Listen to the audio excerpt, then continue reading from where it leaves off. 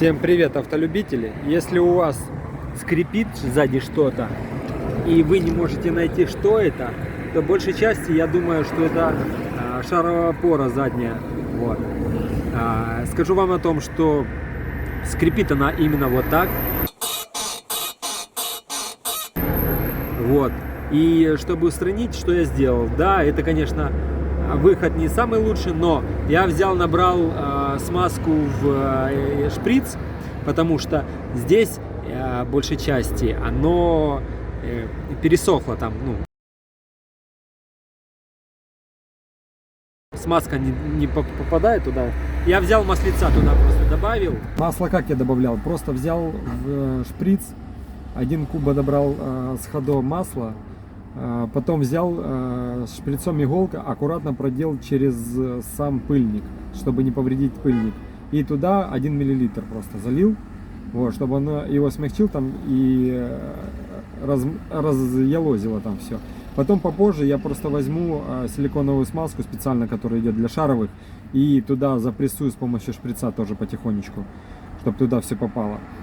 Происходит это из-за того, что там во время дождя где-то проходит влага, либо капельки воды где-то просочились под большим давлением. Вот, и, соответственно, она туда подржавела, подвысохла смазка, короче, и вот этот процесс произошел. В прошлый раз я просто поменял всю два этих сайлентблока на этом рычаге, вот, и саму шаровую выпрессовывал.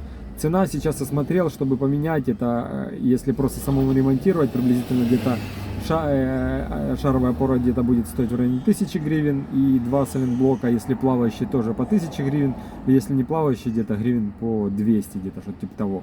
Вот, плюс работа, если самому делать, то, соответственно, выпрессовывать нужно будет вставлять самому, ну, а если рычагом покупать, это уже где-то целиком 4-6 тысяч гривен.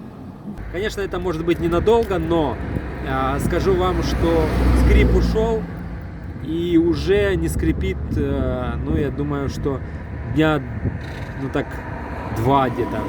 Посмотрю, поезжу дальше, но думаю, что это поможет.